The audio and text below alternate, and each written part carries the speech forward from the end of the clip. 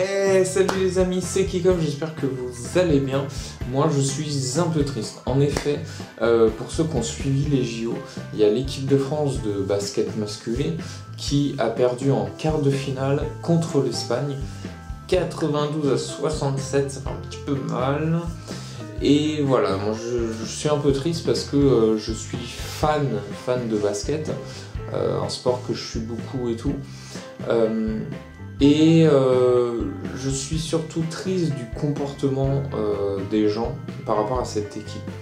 Parce que, bon, c'est un quart de finale des JO perdu contre l'Espagne, notre plus grand ennemi au basket. Pourquoi notre plus grand ennemi? Parce que c'est une équipe qu'on affronte très régulièrement, souvent en phase finale. Et à chaque fois, ce sont des matchs serrés, très disputés, avec beaucoup d'envie, d'engagement, et du coup des matchs très intéressants. Donc là, bon, ils nous ont mis une petite fessée, hein, mais ça arrive, hein. Nous on en a déjà mis aussi dans d'autres matchs. Et alors surtout, pourquoi je veux parler de ce match? Parce que la particularité de ce match, c'est que c'est la fin d'une génération. En effet, on a 3 joueurs qui arrêtent leur carrière internationale, qui sont donc Tony Parker, Florent Pietrus et Michael Djellabal. Ça fait le max, il me semble que c'est Tony Parker, ça fait 16 ans qu'il est en équipe internationale, donc en équipe de France.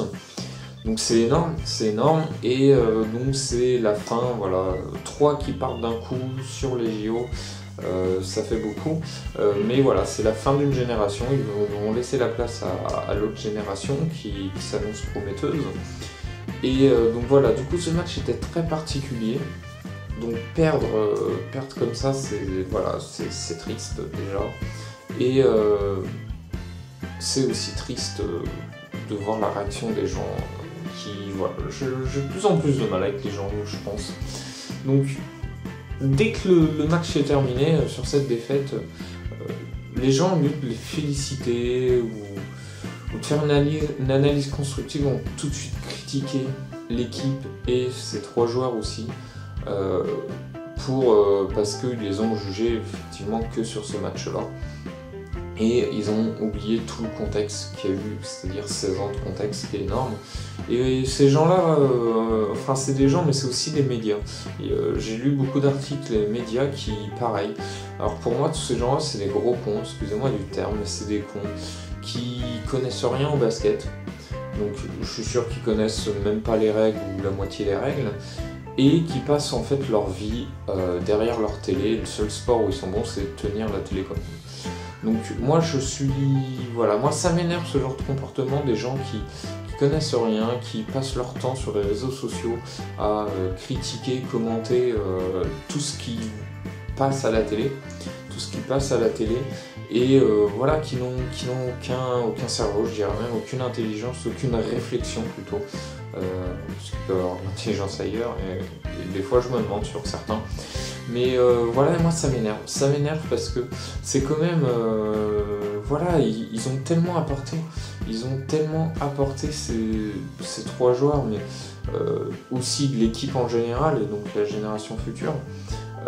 Ils ont apporté énormément, non seulement ça fait 16 ans qu'ils sont dans l'équipe de France, alors il y a certains qui ont des fois pendant une année qui ne sont pas venus pour se reposer, parce qu'il faut savoir que les carrières internationales se déroulent pendant les vacances, juillet, août, septembre, et du coup ça veut dire que ça fait à peu près 16 ans que les mecs n'ont pas eu de vraies vacances, et que surtout ça fait 16 ans qu'ils ont décidé pendant leurs vacances, de s'investir dans l'équipe de France au lieu d'être avec leur famille.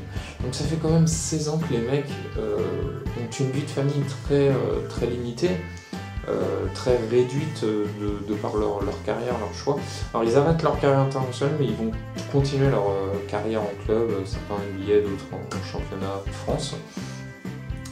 Mais voilà, du coup c'est énorme, 16 ans où tu sacrifies un petit peu ta famille, et ils ont apporté, voilà, en 16 ans ils ont eu énormément de médailles, les mecs ils ont eu un engagement envers cette équipe de ouf, ils ont apporté une super bonne mentalité, de la combativité dans tout ce qu'ils faisaient et tout, on voyait qu'ils étaient vraiment là pour le maillot, contrairement à d'autres sports. Et c'est aussi pour ça que moi je suis fan du basket, parce que c'est un des sports où je trouve qu'il y a le moins de scandales en ce moment. Alors peut-être que ça va venir avec l'évolution et tout, parce que le sport devient de plus en plus populaire. Mais par rapport aux autres sports, je trouve qu'il y a beaucoup moins de choses négatives, de scandales sur les joueurs, les salaires, et, la mentalité des joueurs. Et du coup, voilà, je trouve que c'est un sport encore sain. Et c'est pour ça que je le kiffe autant. Donc voilà. Je suis forcément, en tant que passionné de ce sport et de ces joueurs, de cette équipe, je suis forcément triste de me dire que voilà, ces très grands joueurs nous quittent sur une grosse défaite contre l'Espagne en JO en quart. Donc voilà, un peu de tristesse, mais voilà, je suis vachement reconnaissant et fan de tout ce qu'ils ont apporté à l'équipe de France. Et moi je les adore, je pense que Tony Parker c'est le plus grand joueur qu'on a eu en équipe de France de basket. Alors j'espère que les autres vont arriver à être au-dessus et faire encore mieux, hein.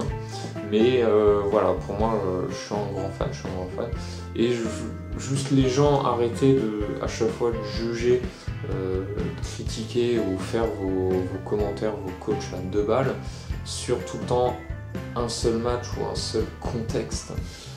Voilà, les mecs quand même, c'est ça mon grand respect, ça fait 16 ans qu'ils vivent, je mets ma vie de famille de côté, et qui n'ont pratiquement pas de vacances. Et parce qu'ils entre guillemets, ils ratent le dernier match, parce qu'ils ont quand même bien joué, ils ont tout donné, mais voilà, c'est pas passé. Et de voir voilà, qu'ils sont insultés, voilà, je trouve ça complètement nul. En plus c'est tellement facile. Moi perso, je kiffe ces 3 joueurs, je kiffe l'équipe de France, même la nouvelle génération. Un gros big up à eux, ils vont énormément me manquer, même si je vais continuer à les suivre dans leur carrière en club. Donc pour certains qui sont quand même à la fin, il en reste plus beaucoup. Mais voilà, je les kiffe. Dites-moi ce que vous en pensez, vous, si vous êtes d'accord avec moi, ou qu'est-ce que vous pensez de ces 3 joueurs de la nouvelle génération, est-ce que vous pensez qu'ils vont faire mieux ou pas? Petit pouce bleu, commentaire, et moi je vous dis à la prochaine pour une autre vidéo. Bye bye.